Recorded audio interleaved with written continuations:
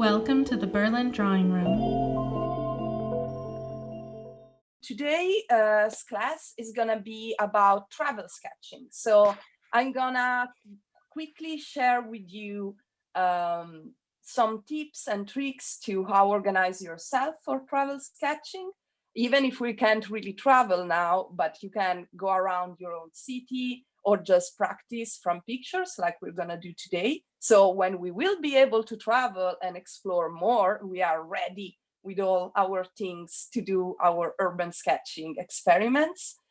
And hi also to the people saying hi in the chat. I see you. So let's start with a little bit of materials and setup talk. So what I wanted to show you today is, this is the small bag that I put in my backpack when like if on the weekend, maybe I go to a walk to the graveyards, because I love, in Berlin, we have these graveyards that are like small parks. And I really like going there to draw because they're more quiet and it's very chill. But you don't want to carry all the things you need, like all your art materials with you when you go around, because they're heavy. So you want to have kind of a small situation going on.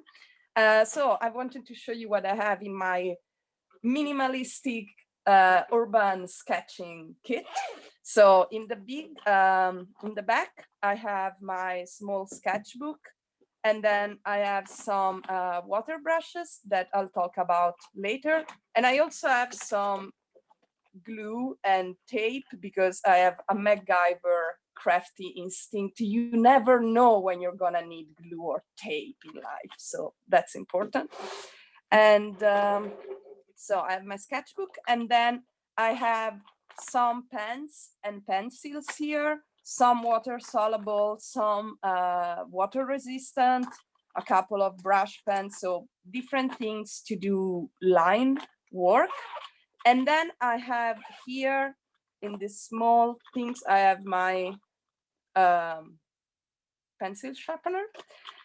And then I have my super tiny box of watercolor. This is an ancient metal candy box that I found ages ago, and then I just put in some essential colors, the colors that you usually need when you're doing travel sketching or urban sketching are like, I have here yellow, ochre, magenta, or this is an alizarin, then a dark green, light green, and then like the thing that makes my traveling box different from, for example, the standard box that I would use during classes or in other situations, is that I have a gray color. This is the Sennelier gray, which is like exactly the right shade of gray for like pavement or certain buildings, so I don't have to mix it, it's already there. Then I have an ultramarine blue that it's always useful for mixing shadows. And then I have a cerulean cyan blue that, again, it's good to have ready, because when you want to do skies, at least it's already there. And then I have burnt sienna, which is a warm brown that, again, very useful for buildings. And this is a dark brown. Usually I have burnt umber, but I think this one is sepia, because I just change it to try new colors. So this is like, if you want to carry just a little bit of watercolor, this is enough. And then I mix them in the back, like I hold it like this and I mix in the back of the cat. But there are a lot of, I think that the standard small box from Winsor & Newton, it's also not that big. I'm just very fond of this box with a small kitty. I am like, the gray is, I'm gonna write it in the chat. The gray is Sennelier. It's a Sennelier gray. Wait, because I think there is a couple of them. I should have a new one. Do I? Yes, it's this one. It's this one. Gray Sennelier gray. It's it doesn't have a number, but it's just Sennelier gray color. It's like this brand that makes this specific gray. I think they have a warmer one and a colder one. Both are good.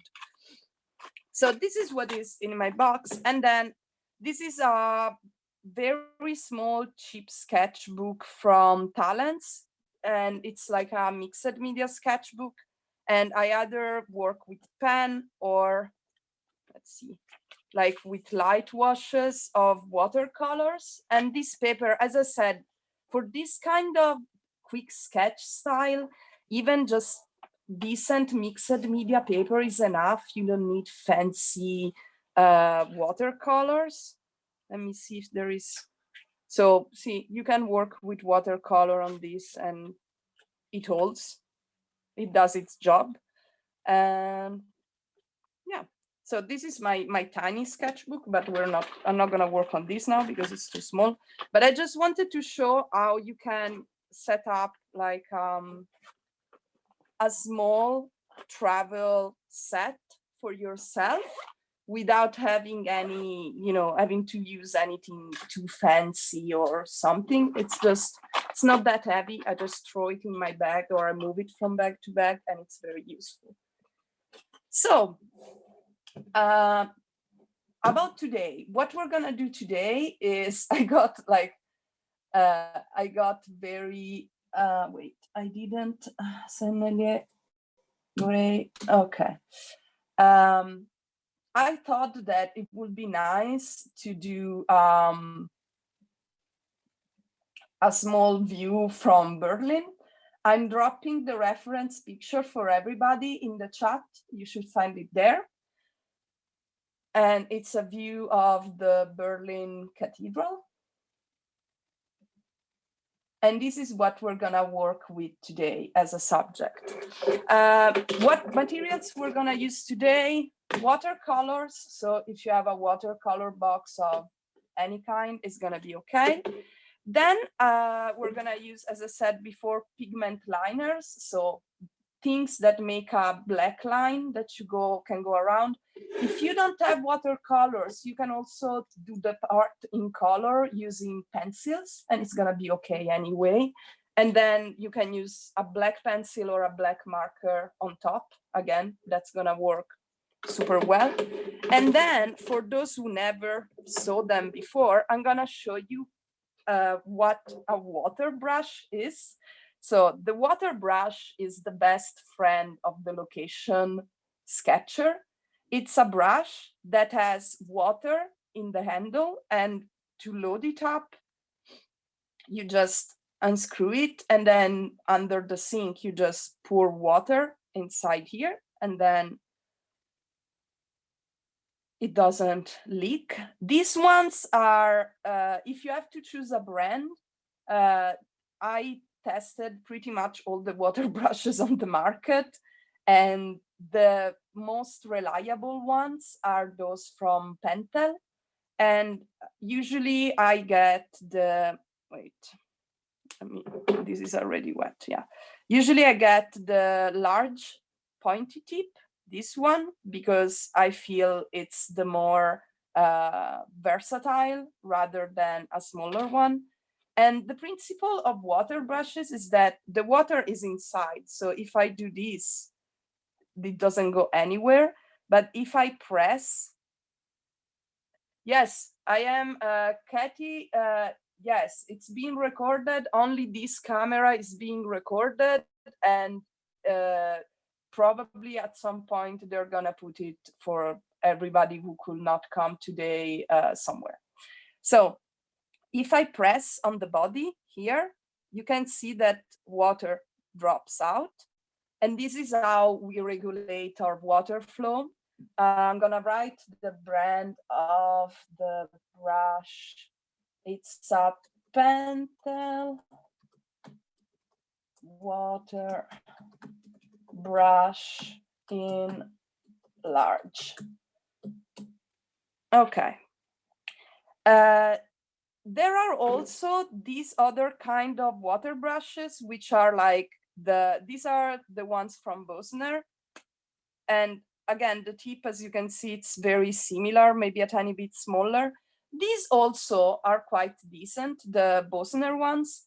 I had some similar ones that I bought from Amazon, but they were like very cheap Chinese knockoff that they didn't, like, they don't last that long. The tip tend to get ruined faster. But this one from Bosner are like middle range, they're decent too. Let me drink a sip of tea. Okay, so these are the brushes, these are the color, those are the pencils. I'm out of white watercolor sketchbooks, so I'm gonna use a gray one from Anemulle. This is the watercolor toned paper sketchbook from Anemulle, and it's light gray. So like if you're working on white, your colors are gonna look better than mine. Mine is gonna look a little bit like a little bit melancholic or muted, which people that know me, they know that I prefer muted colors, so it's gonna be okay. So what we're gonna do first is this. We're gonna okay, let me move the chat here on the side for a second. Okay, so trying to fit everything in the small screen on my laptop. So the first thing that we want to do is organize a little bit our space, and we can use a pencil for that because I wanted to talk a little bit how you decide to frame what you want to draw. In this case, we are working from a picture, which means like a photograph, which means that the person that took this picture, they already made composition choices of where they wanted the different elements to be. So it's already like nicely framed, we can say, but I still want to talk a little bit about how to frame things, because if we were sitting near the Sprea in front of the cathedral, we would have to make decisions of where to put everything. So let's look at this for a second. So let's consider the frame of my page.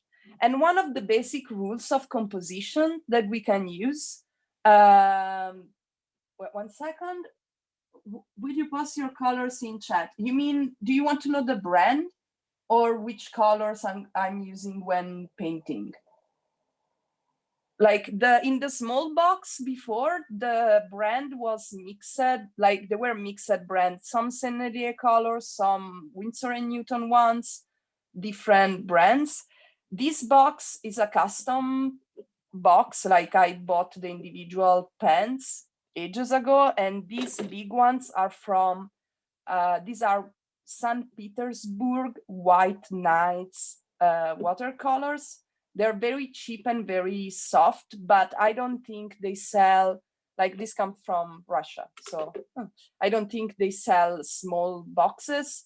The small box is like the best small box you can get if you want to buy watercolor is the Kotman, I don't know what is the name of the box, but there is a Kotman set of 12, I think, or 10 maybe, 10, 12.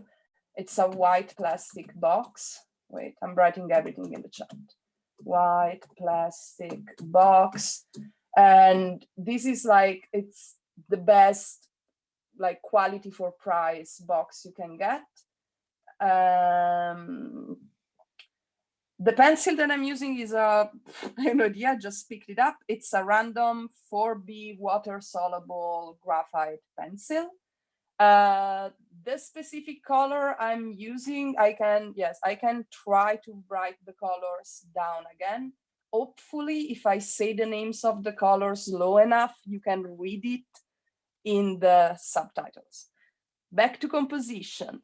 So the standard composition scheme is the rule of thirds, which means you don't have to divide your page in thirds. I'm just showing it. So you can do this also on a different paper as taking notes as you wish. Don't like, this is just to explain how we put things on the page. So the rule of thirds, it's one of the basic rule of visual composition.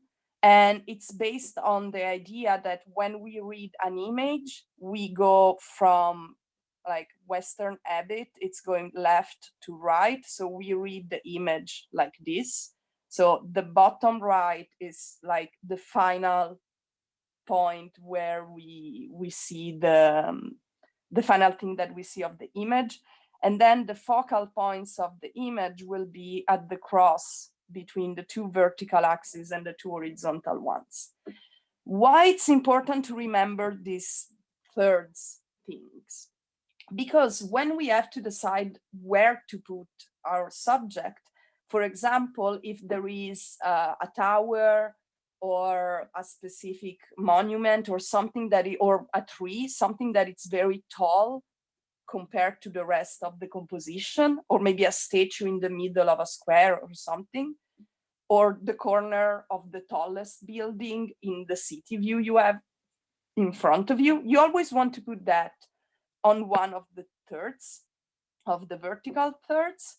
So what I'm gonna put here, it's going to be, I'm not really drawing it, I'm just doing a placeholder sketch because we're gonna draw it later.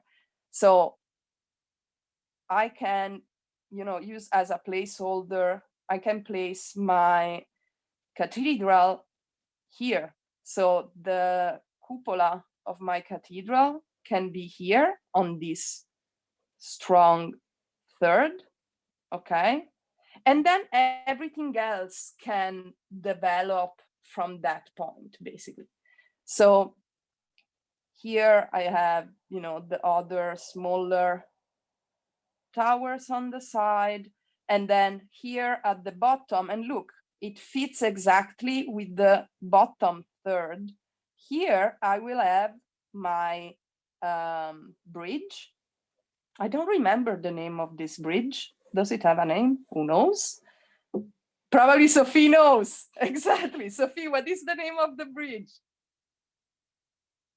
It's called Kaiser Friedrich or Emperor Friedrich. Okay. Anna, the picture is in the chat. Scroll back. You should find it in the chat. If you arrived later, I'm just going to quickly drop it again so you can find it. Thank you. Thank you. You're welcome. Okay, so the bridge, I'm not going to try to pronounce it, that bridge of the Kaiser. And then here on the side, I will have the very nice columns of the Alte Nationalgalerie. And then I have this, like some trees here, some trees there. And then here I have the rest of the cityscape. Sadly, from this point of view, we can't see the TV tower, but we know it's there. The TV tower, it's always there. So this will be how I organize my image. But when I am drawing on location, like this is my personal preference, I don't really like drawing buildings too much in details because it stresses me so much, like all the windows, all the small things, too much. I like more to get a quick impression of the whole thing. Bonnie, if you don't see the photo, you don't see the photo in the chat. Okay, probably there is something in your laptop that it's filtering. I am going to put the link of where I found the picture on Google. So maybe that way you should be able to click on it and see it on YouTube. Not YouTube, on Google, sorry. So tell me if that works. If not, I can go and share screen for 1 second and you can screenshot it. Let me know what works. Okay, So what I will do at this point, instead of drawing everything and then coloring in, I like to start with splashes of color just to place things around. And so I'm gonna take my water brush. So I can also show you how to use the water brushes with your box of colors. Again, sorry for the gray paper. It's gonna look super gloomy and not sunny and happy the same way it is in the reference picture, but bear with me.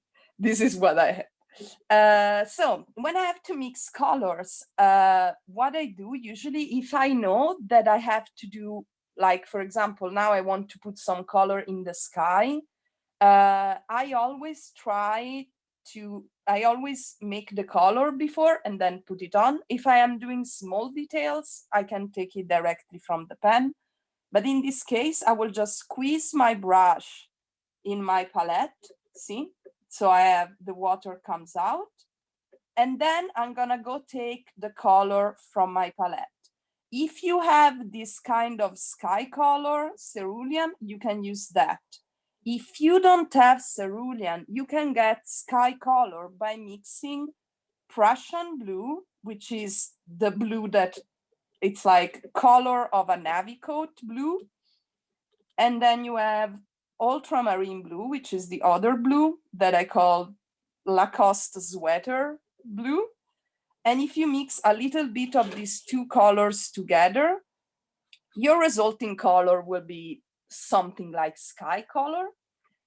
And what I want to do, because when I work with water brushes, they're quite small.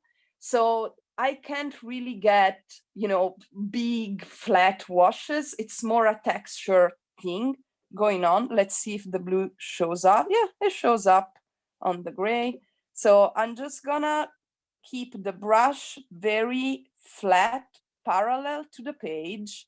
And that way I can drag it. If the paper has a little bit of roughness, that roughness will give maybe the feeling of clouds or similar things. You can see that now I have the lines of my structure. So that's why you don't have to draw the structure if on the same page where you're doing the rest of the work. Come on, blend a little bit more. It's not blended. Okay. So like this, it's okay if it has different brush strokes and splats, because the sky doesn't have to be flat. Because we have water, we need to put the same color in the water. So I'm gonna put the color here in the river, like this.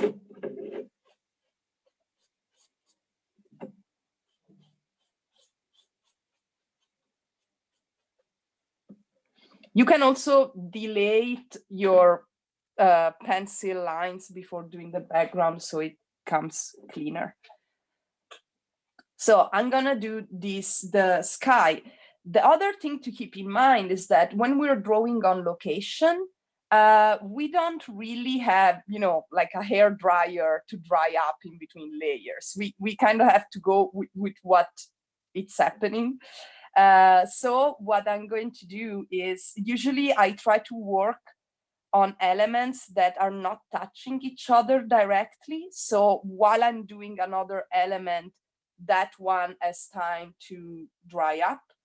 So what I'm gonna do now is, the other thing that was not in my bag because it was finished and I didn't refill it is just a couple of paper towels to clean your brush. So when you want to change color, to clean the brush, you just pour a little bit of water on the tip and then go on the paper like this. Now, while the sky is drying up, I'm gonna work on this, the brown part of the buildings here. So for that, I'm gonna mix a little bit of ochre, which is the light brown that you should have there.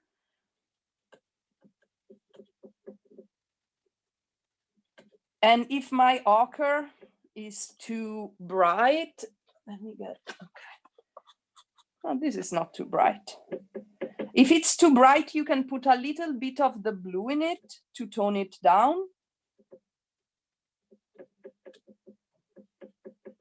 So I have my ochre color. And with this color, what I'm gonna do, I'm gonna start from here because it's the part that it's not touching the sky. So I'm just gonna very lightly mark the main elements of the columns and do something like this. Not detail, we're still like just, we're sketching the whole thing in a general way. And then this at the bottom, and then I can use this as the base color for my bridge.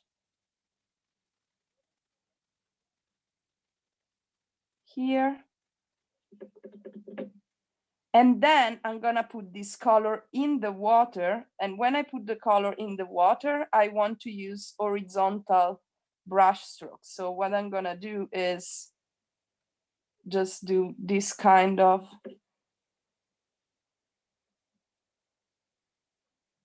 horizontal brush strokes.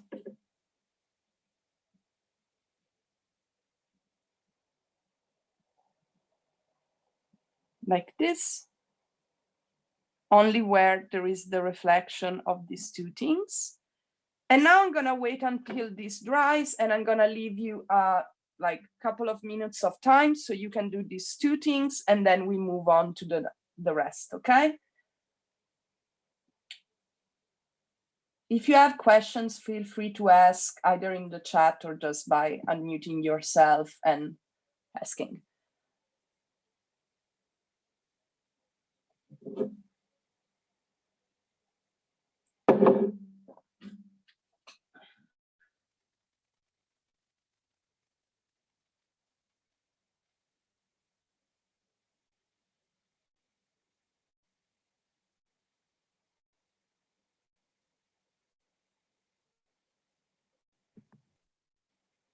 My English is very bad, so sorry for that.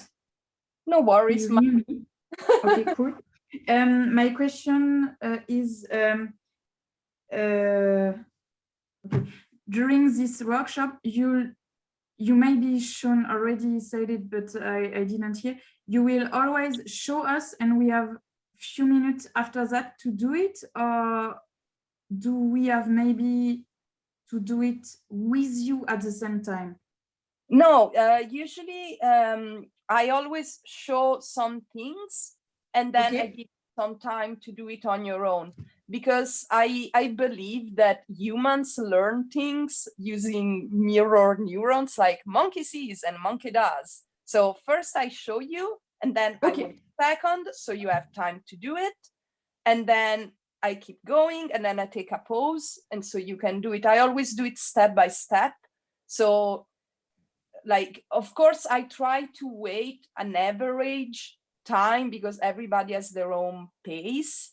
But I hope it will be enough for most of you to, you know, to do your thing before I do the next step. Okay, danke. No problem.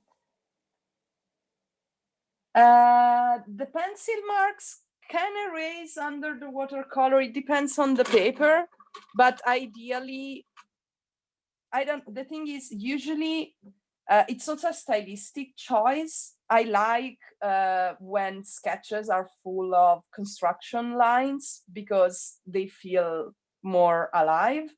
But if you don't like construction lines, you can delete them before watercoloring, or you can go a little bit after, but you need to be very delicate, because if you rub too hard, you're gonna, you know, take out the watercolor too. So it kind of depends mostly on the paper. Like on this paper, they're not gonna come away. So you can do your construction sketch as a thumbnail on another page if you want. So you're like, you can do a small thumbnail and be like, okay, I want to put the cathedral here and the bridge here, and then you use that as a reference for your work. Or you can do the construction on the page and then delete the construction lines and then work. Thank you, Sarita. Thank you for the support.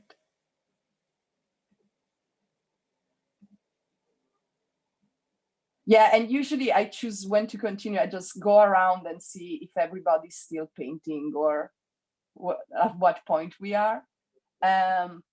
When you're done, you can raise your drawing to the camera so I can check it out. That also tells me when, you know, most people are done. Okay, Karen. Okay, hi, Julia, hi. I didn't say hi before. Okay, Emily. You're using toned paper too. Yeah, toned paper united. Okay, Pat. Okay, Elke. Okay, Rene. Okay, Shira. Good. Let's see here. Okay, Bingo. You already started with the trees. Okay, Rose. Okay, Sophie. Other people are still painting. Let's see if there is somebody else. Nope. Oh, wait. Ah, I lost the page. Let me see the last page. No, okay. Okay, Mina.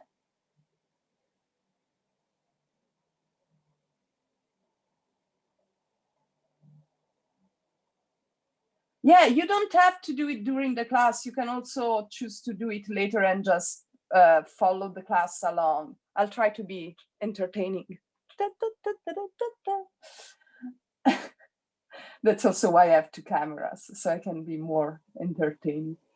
Okay, so I think we can move on to the next step.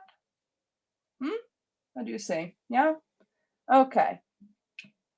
1 second, I have to reorganize all the windows again. Okay.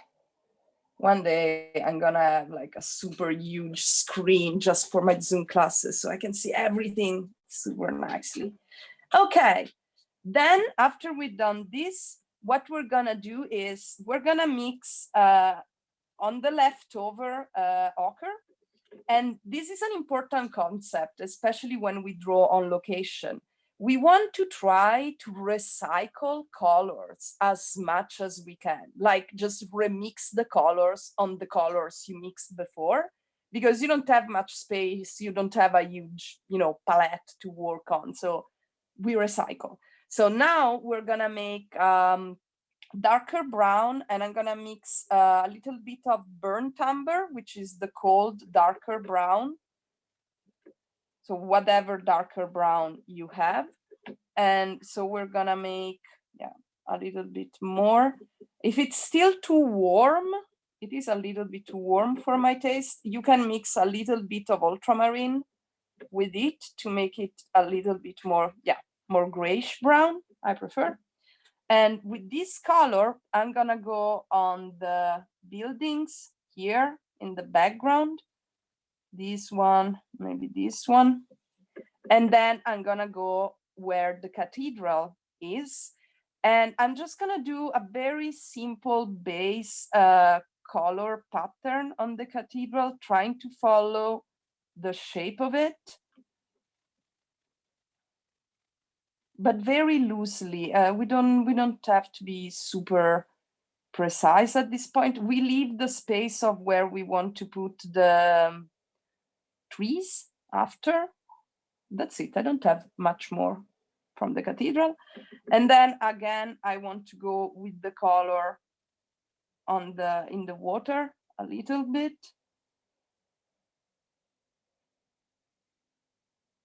Maybe a little bit here too.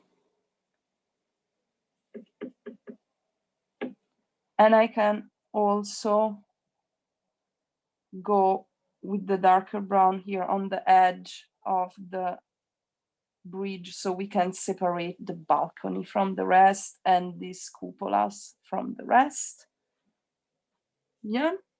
And then again, from the rule that we said before, always try to color things that are further away from each other, from wet areas.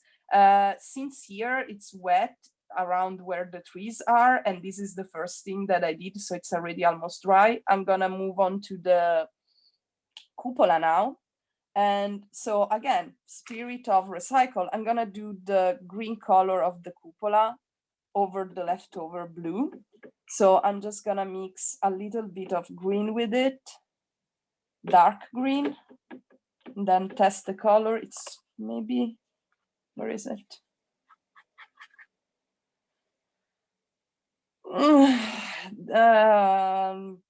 Maybe a little bit of lighter green. Too much.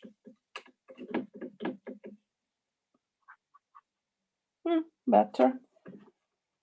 If the color is too dark, you can add a little bit more water to it.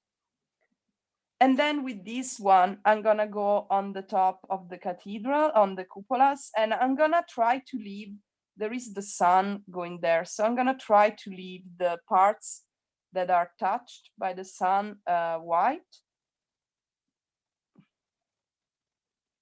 white or page color, whatever your page color is. And then here too, and here the small one. And with this color, again, I can go a little bit here in the water to add some more reflections. In inside, I could have left a little bit more just page color there, but whatever. And with this one, maybe adding a tiny bit more water so it's even lighter. I'm gonna do the roofs here and this skyscraper, big building there in the back. And then I have to do the base color for the rest of the green thing of the trees. It's very yellow. So what I want to do, it's just, I'm gonna take the yellow. We always recycle colors. I'm gonna go with the yellow directly on the leftover green, and I'm gonna get this lighter yellowish green. And with this color, I'm gonna go with a kind of a tippy-tappy brush stroke like this, where my trees are. So creating a little bit of texture.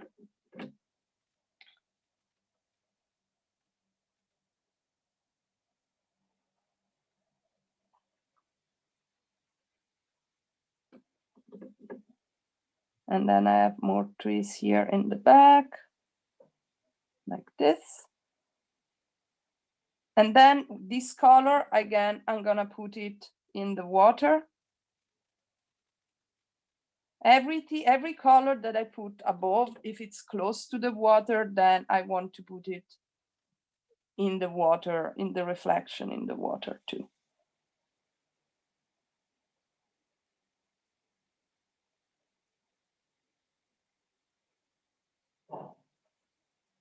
Like this. And these are all my my base colors. So do your base colors, don't do darker colors, just a base of color on everything. We're gonna think about darker colors later, okay? I'm gonna give you like 5-10 minutes to do this. As usual, if you have questions, just feel free to say.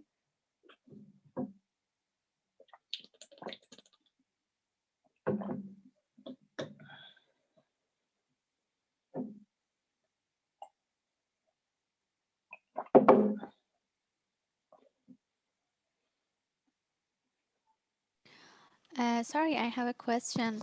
Yes. I do not have this brush which split the water. So in order to follow what exactly you do, should I make my paper wet first and then just put the color, or just dry and dry?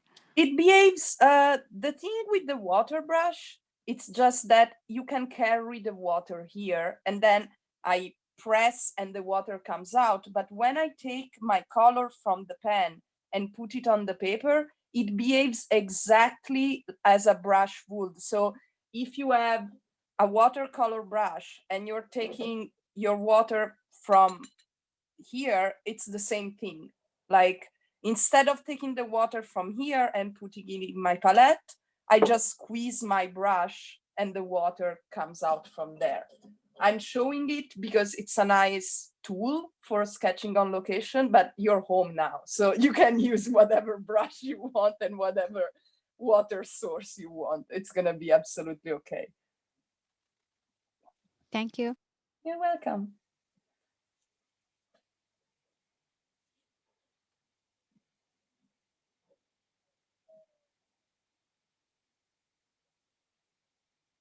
Oh, Bunny, you didn't wait. I missed a couple of comments. Elke asked, you never immediately do the sketch, but do a pre-sketch.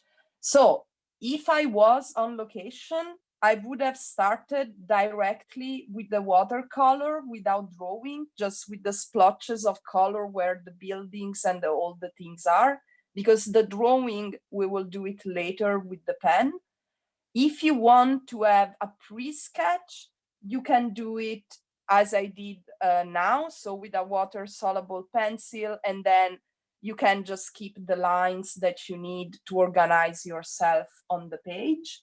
If you also can do a thumbnail and then go directly with color. Try to find the process that works for you and your observational skill. Bonnie is still struggling with the photo, and the link doesn't.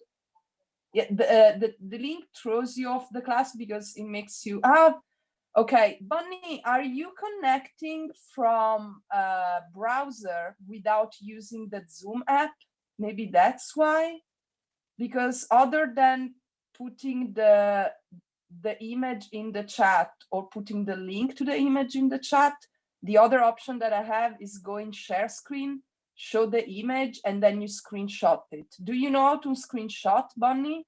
Yeah, I'll just take a picture from my phone, but I am on through the Zoom app. It's just that when I went to the link for the photo, it threw me off the Zoom app.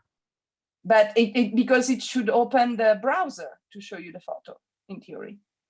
Yeah, except it threw me off the Zoom app. I don't went out. So do you have the photo now? Do you want me to go and share so you can screenshot it? Yeah, if you can share it, that would be great. Yes, of course. Like, I'm sorry that you're having these technical problems. This is the reference image. Go. Great. 10, 9, 8, 7, 6, 5, 4, 3, 2, 1. Do you have it? Do you have it? Bunny, did you screenshot it? Bunny? Okay, I'm going out. I'm assuming you screenshotted it. I hope it worked. Okay, let's see. When you're done, again, raise your drawing to the camera so I can see it. Okay, Elke. Okay, Inge. Okay, Leila. Christine. Sophie plus daughter. Mary. Okay, nice, nice, nice. Good job. Emily. Hannah. Yes. Nice green pet. Love it. Very bright. And then Julia. Okay, Julia, you were working on wet paper. Everything went together. It's okay. Do you have a hair dryer so you can dry it a little bit before we go with the pen? Okay. It looks a lot wetter than it is. It's actually dry. Okay. Good, good, good. Okay, Bingle. And okay, Marie. Okay, Rana. Okay, so let's go to the next step, I would say. Okay, so now, do you have two different pigment liners, like a thinner one and a thicker one, like, you know, two different kind of, like one that makes bigger, darker lines. Oh my God, this is almost dry. Very good. And a thin one that makes smaller, thin lines. If you don't have two, you only have one dark one, you can use pencil, and then you can use a graphite pencil and then one pen if you only have one pen. If you have two of two different thicknesses, we can combine them. Okay, adapt with what you have. It's the concept that it's important more than the specific the specific materials. Can you handle that? How are you? You don't have to join. Okay, wait. Well, I just wanted to see what it's about. I want to see what you're about. Wait. I need to. So somebody received a call and unmuted themselves instead of muting themselves. So if you're on the phone, mute yourself because we can hear you. Okay, I think they noticed. I don't know who it was, but I didn't want to listen to private conversations. Okay, good, perfect. So let's go. So what we're gonna do now is that this is a urban landscape, right? So we want to render some sense of depth to the whole composition. So the easier way to convey depth is by making everything that is in the foreground more defined and darker, and everything that is in the background lighter and less defined. That's visually the easier way to separate, like to give the perception of depth. So what we're gonna do is we're gonna use both the pigment liners and then maybe at the end some extra watercolor bits to balance it out. But ideally, the reason why I start with this first wash of light watercolors not well defined, it's because this is my background. Like the things that are further in the back, it's gonna be just watercolor. Then I'm gonna take my thin pigment liner, and if we want to divide this composition into layers, we can consider this situation here my background, so the further away layer. Then I have a middle ground, which is the cathedral, and then I have a foreground, which is the bridge and the column of the courtyard of the Alte National Gallery. So now what I'm gonna do is I'm gonna leave this, my full background, alone, and I'm gonna start adding more details to my drawing with the 02 or 01 or whatever is your thinner pigment liner from the cathedral onwards. So in this case, what I like to do, and this again, it's a style choice, I like to use very fast gestury lines. So I go very light on the paper, and especially when you're working on watercolor paper with this kind of pigment liners, the texture of the paper, if you want to pull a full straight line, you should have to keep your pencil completely perpendicular and be like to pull the clean line. Since I'm holding the pen a little bit on the side, what happens is that my ink gets on the paper on and off, and that allows me to have these very gestury lines. My drawing is blurred because probably went out of focus.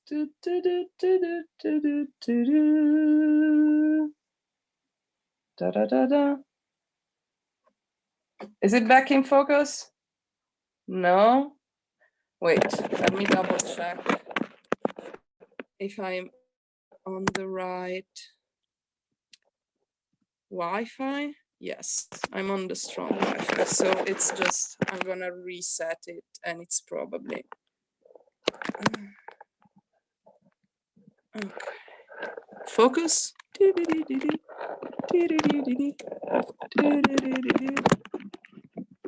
Because I'm moving my hands so much.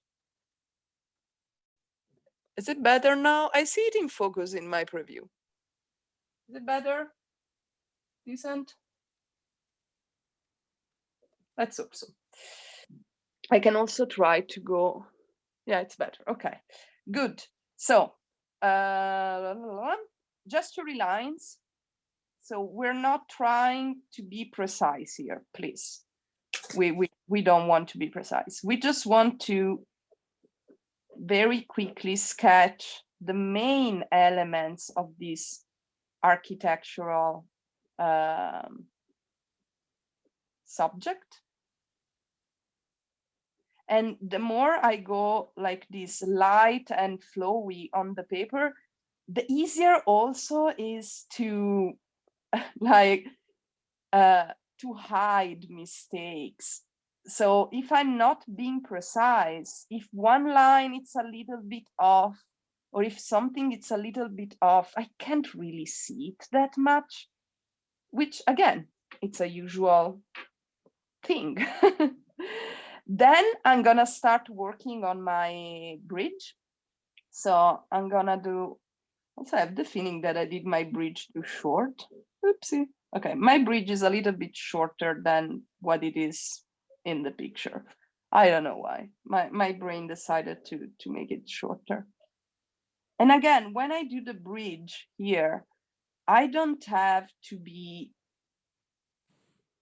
hyper, like the vertical pattern of the bridge. I don't have to draw all the lines. It's more like a shorthand of the feeling of the bridge, basically. And then I have my, again, my lamp, it's gonna, okay, I'm gonna move it because it should be here, but it's actually here.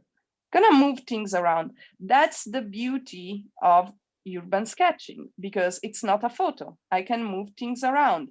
In this case, I'm moving things around because I made the bridge too short in my starting in the initial sketch. But sometimes, like it happened last year when I was teaching travel sketching in person in Berlin, in those 2 months in the summer where we were blessed with a little bit of relief from the lockdown.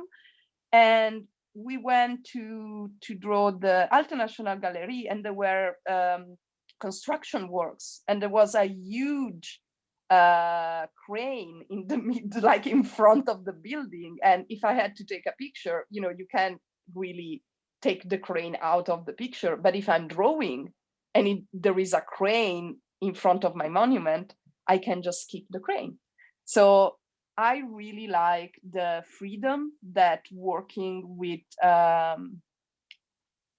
like that taking memories and taking pictures with drawing allows, because, and that's why it's not important that it looks exactly the same, because we sketch on location not to make a perfect copy of the thing that we have in front of us.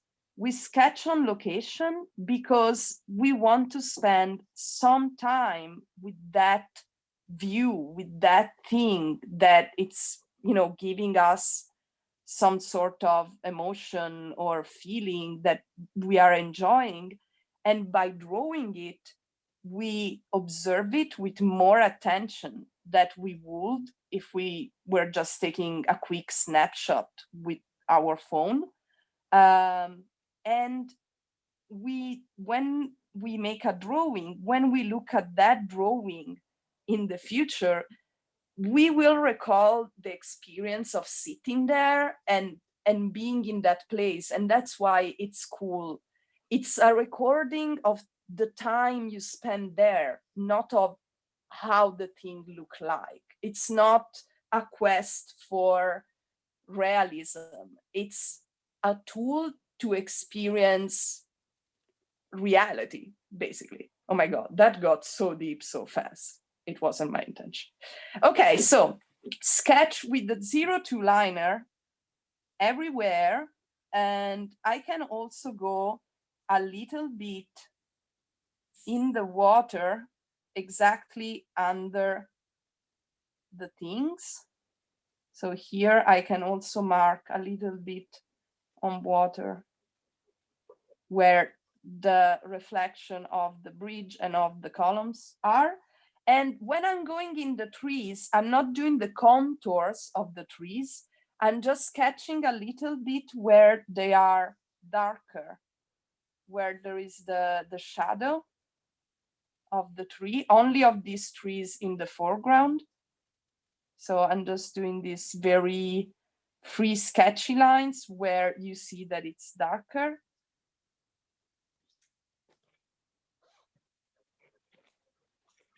Like this. So this is with the 02 pencil. So do this, and then I'm gonna do the second round with the thicker liner. No, this is all with the 02. G, can you maybe zoom in a little closer so we can better see? Let's see. Thank you. Way better. Yeah, okay. A little bit more, please. Closer, please. Closer than this, it's gonna go Yeah, out. yeah, a little bit more. Yeah, a little bit more. Yeah. If I go closer, the drawing is gonna be out of the frame. The bottom is here and the upper Oh, part. okay. Okay, no problem. I'm sorry. There is no way to go closer. Okay.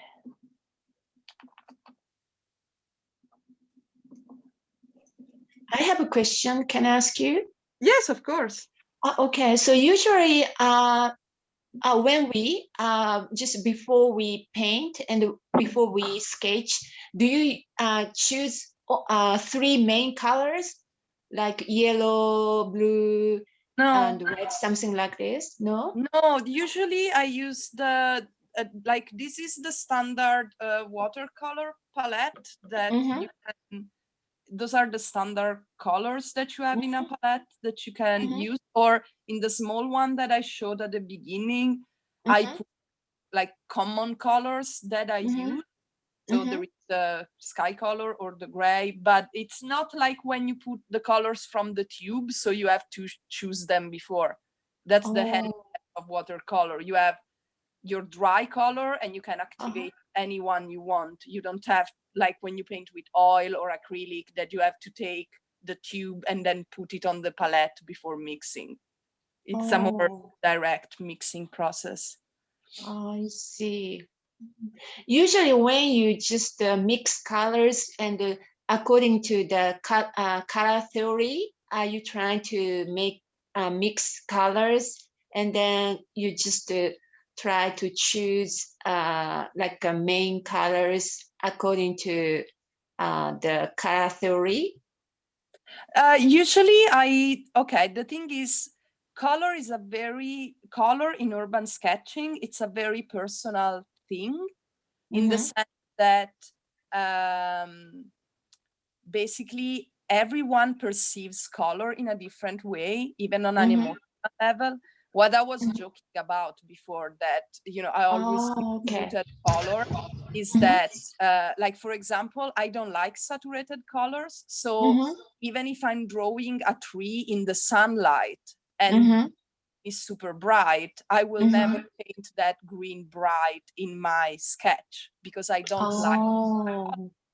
And I'm not aiming for realism. I'm just take a note of the impression that gave me. So there are no rules on which colors you can use in urban sketching. You can do everything in black and white. You can do everything with like brown and just a little bit green. You can do everything in blue. You can do monochrome in red. You can be as creative as you want. There is no rule. Okay, thank you. No, okay, wait. I have some questions in the chat. I am happy that you appreciate my philosophical ramblings about sketching on location. I haven't switched to the thicker liner, is still the 02. Everything here is with the 02 or the thinner one. The pencil that I used at the beginning, in theory, is water soluble. In practice, it didn't solve because it's very old. The question may be if you have to create a palette that you adhere to. Not really. Like, I think inevitably everybody has their own palette.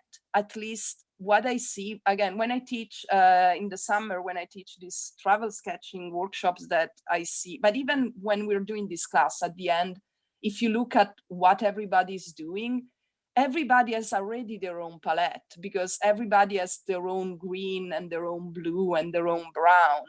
And so it's just, you know, follow what you feel.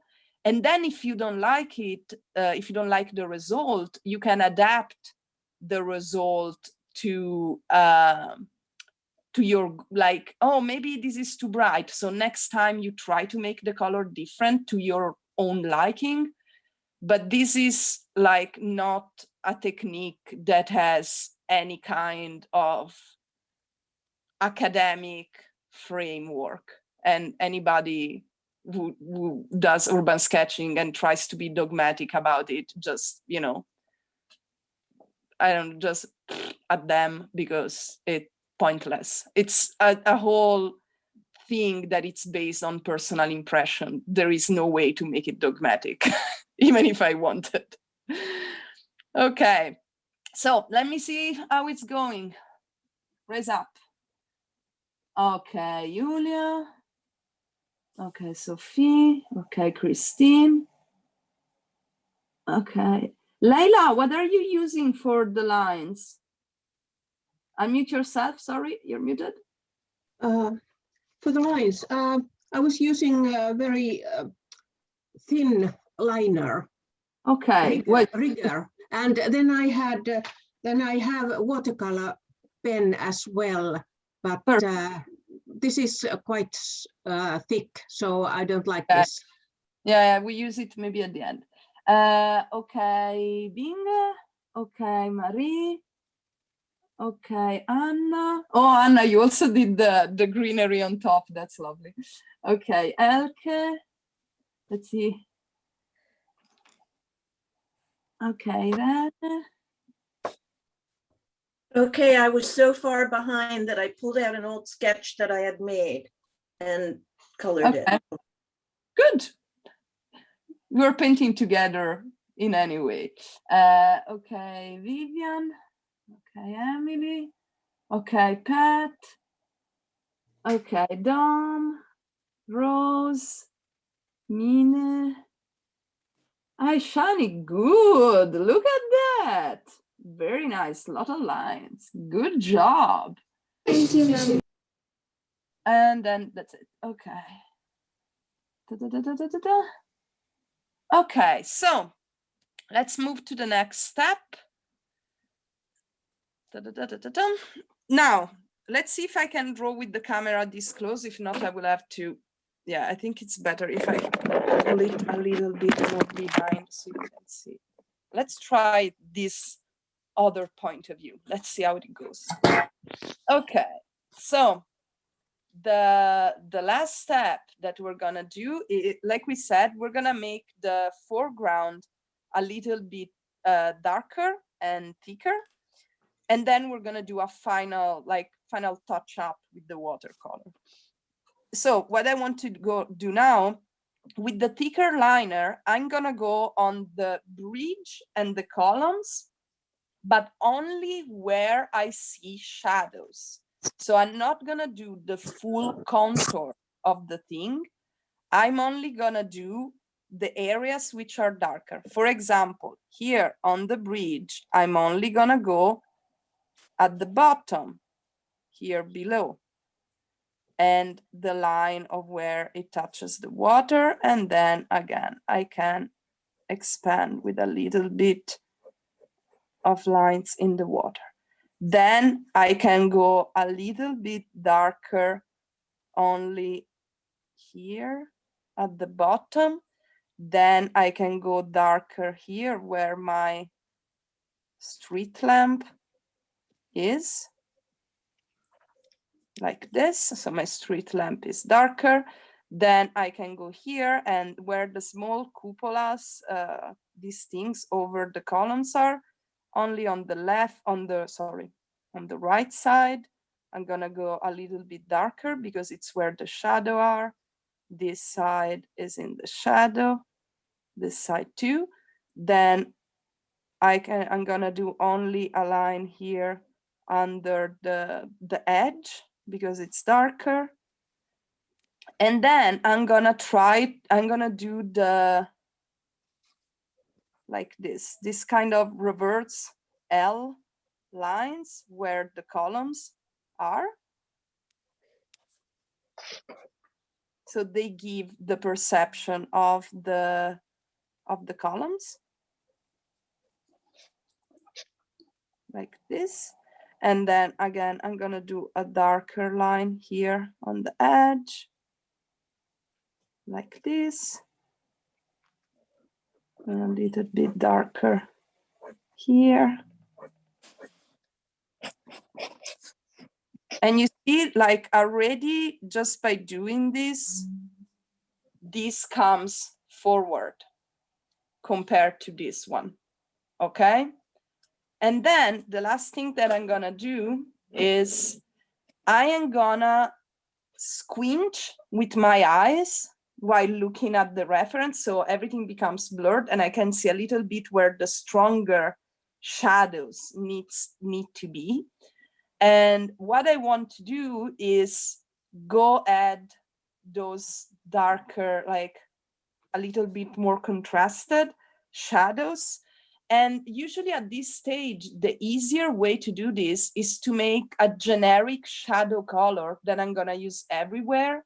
And I would say that a good color for it will be kind of a purplish brown. So again, I'm gonna mix on the leftover color from before.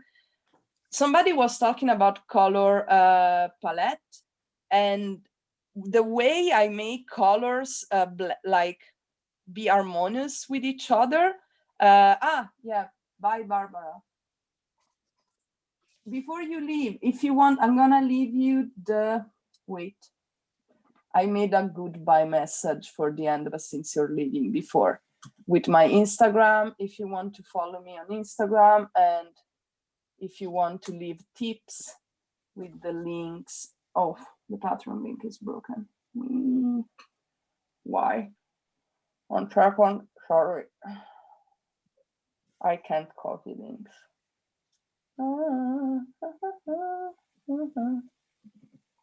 Okay, yeah.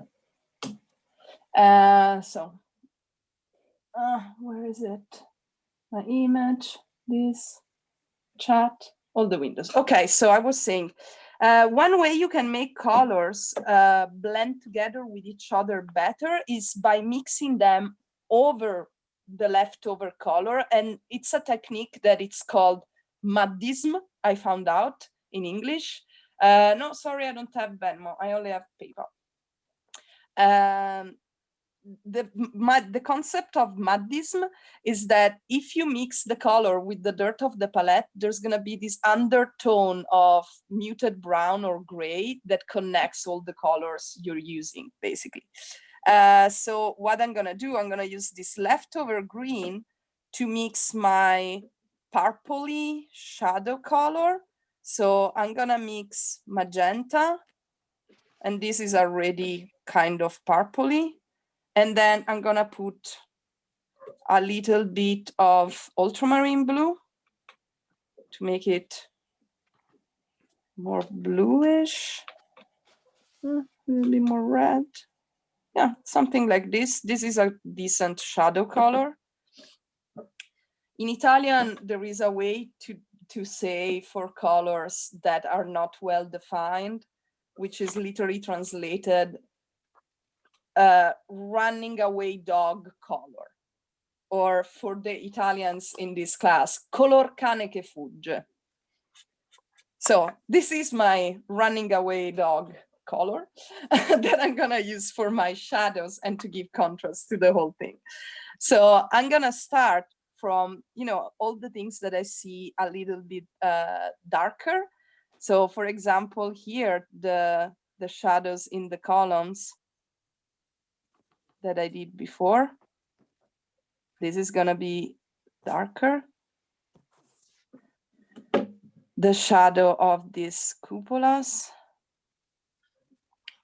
And then this part of the bridge, it's a little bit darker. So I can go like this and then also go a little bit in the water below, where I see darker shadow in the water. I'm gonna go here under the bridge, and again, a little bit more shadow in the water to give more contrast. And then with the same color, I'm gonna go in the trees.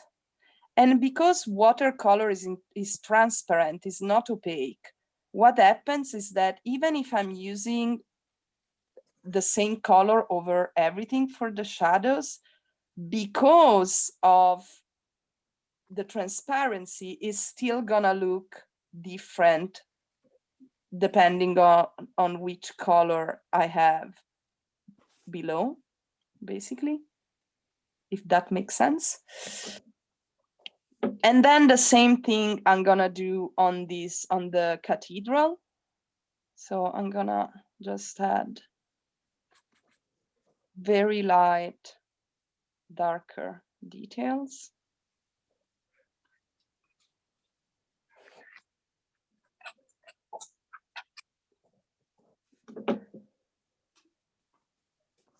And in this case, for the cathedral, it's less the shadows and more a little bit also the color pattern. And to give a little bit of contrast to other elements. Very light, like this. But this way, my whole composition has enough contrast that I can understand what's going on, and the different thickness of the pen will allow me to see depth in my composition. Okay, somebody asking the colors I mixed for the shadow. I'm gonna write it in, but I mixed on the leftover green with magenta, and then depending on the tone you get, I added a little bit of blue to make it become this kind of shadowy, purpley undertoned brown. It's the super technical term for it.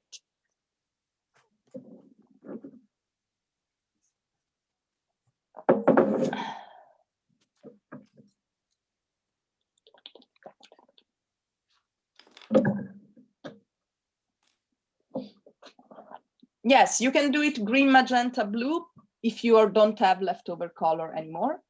You can mix brown with a little bit of magenta and blue if you're starting from scratch.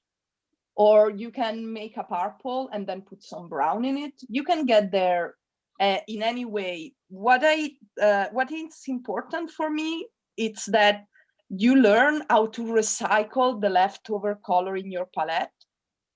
Because again, when you're on location, you don't have that much space. And yes, you could clean your palette between every color if you wanted super clean colors. But why? It's much more hassle. And if you mix color over each other, they will look better with each other, basically. So be brave, mix, see what happens. Okay, I can finally stop looking at my reference picture and look more at you.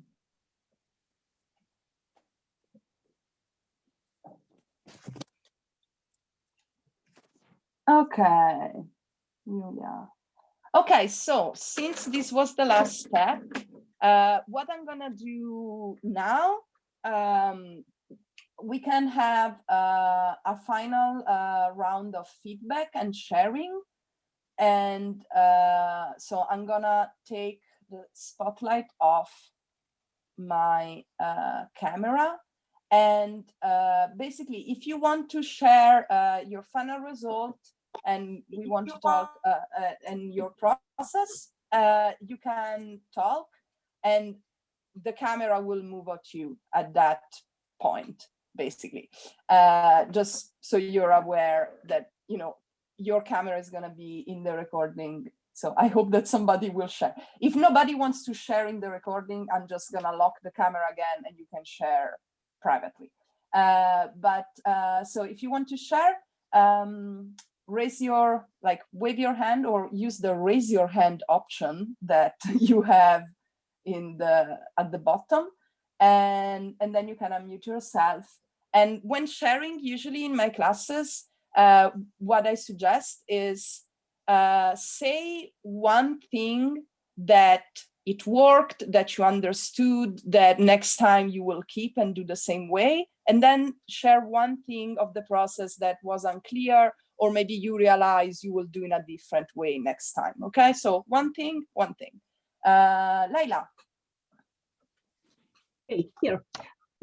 This was very nice task, and my paper is very bad, so it is not very good result, but I learned a lot. This is, I will follow this and take a notebook with me when I go out. Good. I'm looking forward your works. And then we have Emily. Hello. I can't see myself. Yeah, Emily with the toned paper. Yeah. Yeah, it's actually, I don't know, am I holding it in the right spot? I can't see myself. It's actually a paper bag. A little bit higher. Okay, perfect. It's actually a paper bag because we're in lockdown, so I have no place to get art supplies right now. But I think this is my first watercolor ever, and I did not really understand that the first pass was supposed to be really, really light. So next time I would make it really, really light. But I think I kind of got the hang of the shading at the end, so that was what worked well. Nice. And I'm absolutely pro recycling stuff. I have a student that made a whole sketchbook using like, I started this trend of making sketchbooks with Amazon filling paper. You know, when they send you the boxes and there is that kind of toned paper, that's actually quite decent for drawing. And so we've been doing sketchbook, recycling everything that is in the house. So you are on the right track. I approve. And then Carol.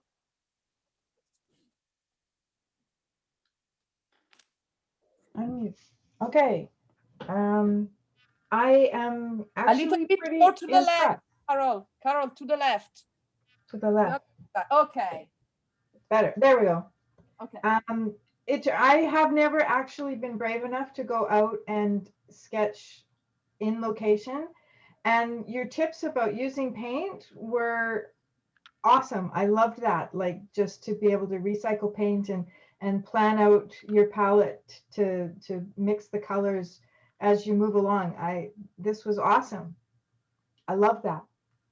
I don't think my proportions are great, but that's okay. I'm pretty pleased with it. Awesome. Good. There was somebody else that raised their hand and then they disappeared. I lost them. Where are you? I don't know. Okay. Is there anybody else that wants to share? Okay, Melanie. Right. Hold on a second. Sorry. I don't know if you can see. It's all my notes too, but I did not even think about doing a thumbnail sketch first. I think that's really helpful because I'm missing so many parts in my picture. So I'm going to completely redo it. But I like that idea. I always do try to recycle my colors at the end, but the thumbnail sketch first. I finally understand the rule of thirds. So thank you. Very glad to hear that. Good, good, good. And Aishani. So this is my finished painting. I think this part of the painting is a little out of proportion because it's larger than the actual reference photo. But I really like how it came out. So thank you. Thank you. I'm very happy that you painted like with us, and I think it's a very good result. Can I ask you how old are you? Thank you. Excuse me, could you repeat that? How old are you? I'm 12. Yeah, you're super good for being 12. I wasn't as good as you when I was 12. I'm like, thank you very much. You're actually one of the best teachers I've had so far. So thank you. Keep an eye. I'm gonna do more free classes, and I will be happy to if you join. And keep drawing, seriously. Like when I started drawing, I started at 12 and I was a disaster. So keep doing it, okay? Never stop. I will. Thank you. And then we have Pat. Oh, it was you. You disappeared. My computer ran out of power. I had to quick run and get the cord. Okay. Show me. Hope you can see this. What I really liked about this was laying down. I'd never done a landscape or a landscape before. So I really liked putting the color down first and then putting all of the detail in. It just gives it more of a richness, I think, than trying to actually paint the detail. So I really like this technique. I want to try it again, somewhere else outside. Thank you so much. Thank you. That's awesome. I love it. Good. Yeah, that's like, I always say, I really have no patience for building. So this technique, it's the only way I can tolerate doing buildings. And I'm very happy to share it with you if it helps. It's awesome. great. Good. And people, if you have to leave for anyway, before you leave, please write in the chat where you found out about the class, because it's always good for us to get better at communication for the studio. Then we have Maya. So this is my result. And what I learned was how to use the rule of thirds. So I didn't know that before, how that worked. Cool. I hope it will be helpful in the future. So you know how to fit everything. Good. Okay. And then I have Elke. Okay. Yeah, so I learned the rule of thirds, yeah, and then also the color layering and the background, foreground. But then, and I think what I learned is I do this out of despair. I start laying down, I started to use this really big brush pen for the lines at one point, because I got all the perspective wrong here. And I think that was not a good decision. But so I think that somehow there is some mix of slowness and fastness, and not working on impulse too much is something I need to think about, but I don't know. So yeah, thank you so much. The final mixture of all the gesture lines, I think it's nice. Okay. Like it has personality, and that's the most important, I feel. Yeah, thank you so much for the encouragement, like the explanation about realism versus the reality of just being there while you're drawing it. Thank you. Mm-hmm. Yeah, you're welcome. Thank you for participating. And then we have Irene, the only person laughing at my Kaneke Fujo joke. No, I never heard this expression before, I must say, but. Okay, what part of Italy you're from? North, south, center? Reggio Emilia, so center north, I would say. Okay. Maybe it's Umbria, Tuscany expression. I don't know. Could be. Who knows?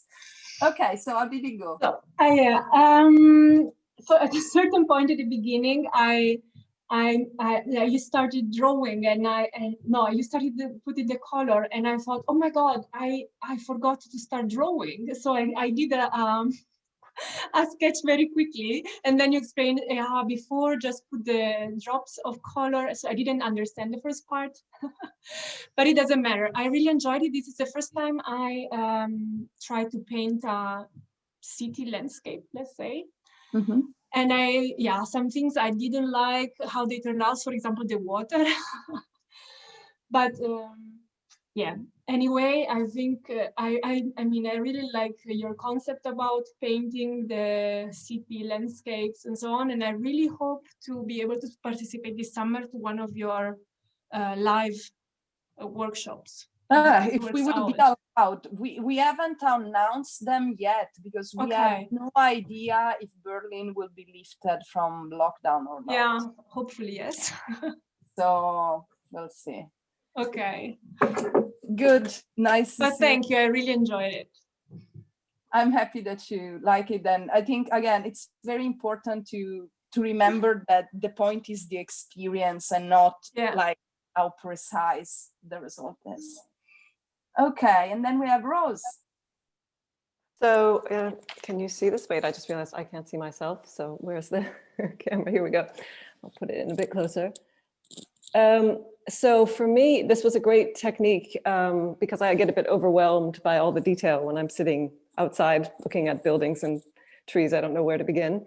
So I really loved the way you described it. And I think critically, it helped me to have the combination of the pens as well. So I knew I could get detail if I wanted it. And for me, it's always the problem because I come from oils that I try to do too much with the watercolor and get impatient. So that's definitely where I want to improve. And hopefully I can also join you this summer. That would be lovely. If you're not in Berlin, I will have an urban landscape workshop online in the next month. I don't remember. I'm awful. I don't remember the exact starting date. I think it's like in 2 weeks or something. On Monday evening, same time as now, but Monday evening or Monday morning if you're like, so if you're not in Berlin, or even if you're in Berlin, but whatever, we can also keep doing this online. We don't need to be out there to enjoy things. And then is there anybody else that wants to share? Yeah, me. Okay, Marie, go. Yeah. Okay. I want to say everyone drawing are so good. I mean, I'm just amazed, I say the word, because everybody has a different angle, different view, and they are all beautiful. I'm really impressed of everybody's work. Anyway, this is mine. Do you see it? Yeah. Okay, well, I really like the last thing that you said about, the mix of all the rest over color and put over the pencils, like a last shadow thing. I think that makes really a nice difference. So this I learned at this class right now. So thanks a lot for this. Good. And I really love the color of your cathedral. It's very soft and bright. I really like it. Thank you. And using the same shadow color over everything, again, it's a trick to kind of, pull everything together. And that's like quite useful. Okay, so before everybody leaves, and before Could you tell us the name of the cathedral again? Sophie, what is the name of the cathedral? Dome? No, other Sophie, the Sophie in Berlin. So it's basically called the Berliner Dom, the Berlin Cathedral. I think that's the Berlin. Okay, I'll look that up. I want to write it down on my painting. Okay. Thanks. Thank you. I'm so bad with names and stuff.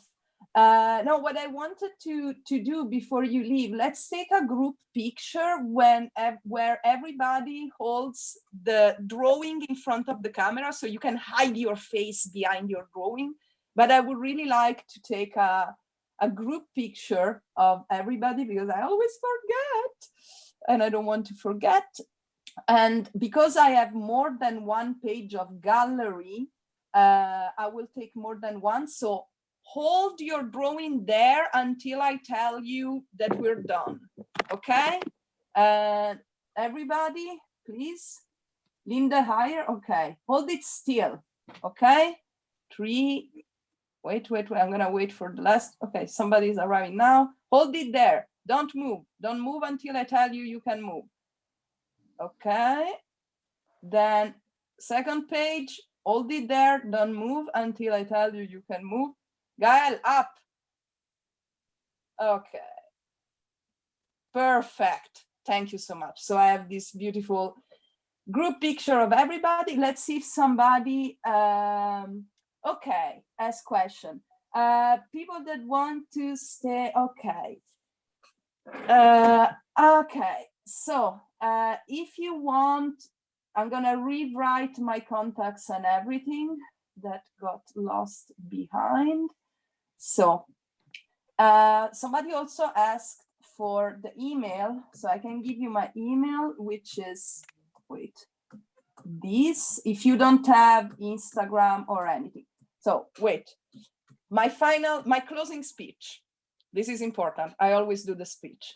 Once you're my student, even for just 2 hours on a free class, you're my student forever. So you can contact me and ask me advice and share your things. And I just want to support you and to help you keep drawing. So don't be shy. I'm happy to do it. So I'm gonna share now my email that you can use if you don't have social media or stuff. Wait. So my email is this, gcaruso@gmail.com.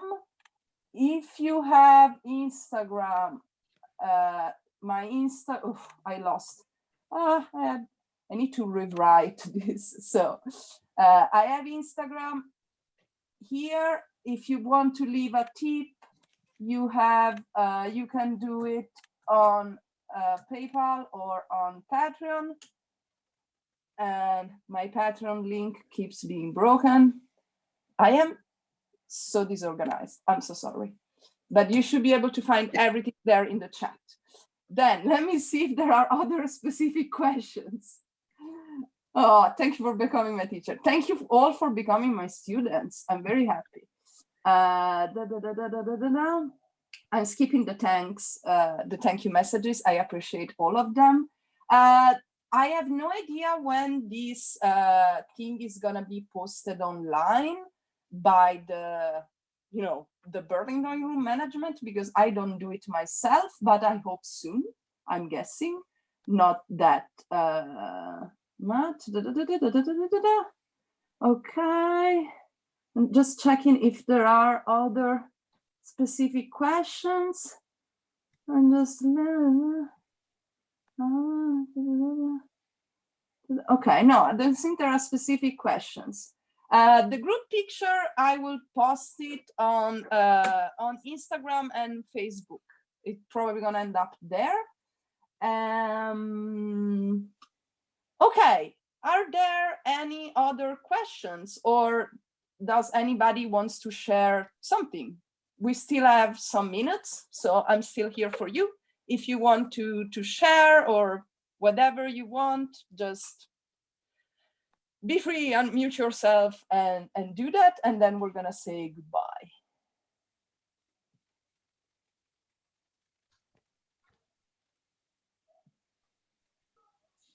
I will share the cathedral.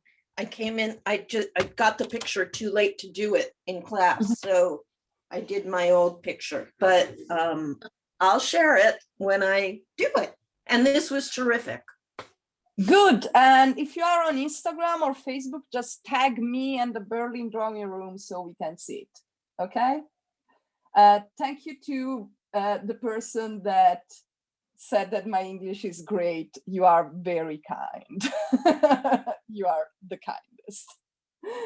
Okay. Anybody else? No? I didn't. Yeah, Thank you. Wait. One at a time. Louise? I didn't really follow what you said today. But I really liked because it was the first time I get how people do urban sketching. And it's not my style and I don't get it to the paper. So I was like a bit doing my thing. But it was really the first time for me. I understand how it's worked and I'm really happy about that. So thank you. Good. I'm very happy to hear that. Awesome. And there was somebody else, I think, Christine, maybe? Yes, I cannot succeed to do the chat. So I just wanted to thank you very, very much. It was brilliant. Your English is perfect. I'm doing a watercolor outside since 40 years. I never use a pen or a pencil to do the shadows. And this is absolutely fantastic. So I shall think a lot of you and hope to meet you in Berlin one of those days. Awesome. Thank you. Thank you so much. I'm very happy about that. Thank you so much. So I have a couple of more questions. The pen that I used, it's just a pigment liner, permanent pigment liner. Pigment liners. There are urban sketchers group in Berlin. Yes, but we can't group outside now, so we can use them. So everybody, I'm gonna say goodbye. I hope to see you in my next class. As I said, there is going to be an urban landscape workshop online. If you're interested, you will find it on the Berlin Drawing Room website. And I hope we're gonna be able to do a travel urban sketching workshop in person in the summer, but we still don't know. So in the meantime, we try to comfort each other with the online version, basically. That's the plan. So we prepare our skills for the summer or something. And oh, bless you, Elke, Elke, who is a way more practical person than me, just put the link to the urban landscape workshop online in the chat for anybody who is interested. Thank you, Elke. Bless you. And I'm a disaster. What else? Yeah, that was it. I had so much fun. Everything was amazing. And before I say goodbye, usually before closing up the chat, what I like, it's to ask everybody to unmute themselves so we can all say goodbye together in a very, loud way, and that will close our class for today. So everybody, unmute yourselves. Wait. Bye-bye. Bye. Bye, everybody. Love you. Bye. Bye. Bye. Bye. Thank you. Bye-bye. Thank you. Bye. For current workshop offerings, please visit our website. Thank you for watching.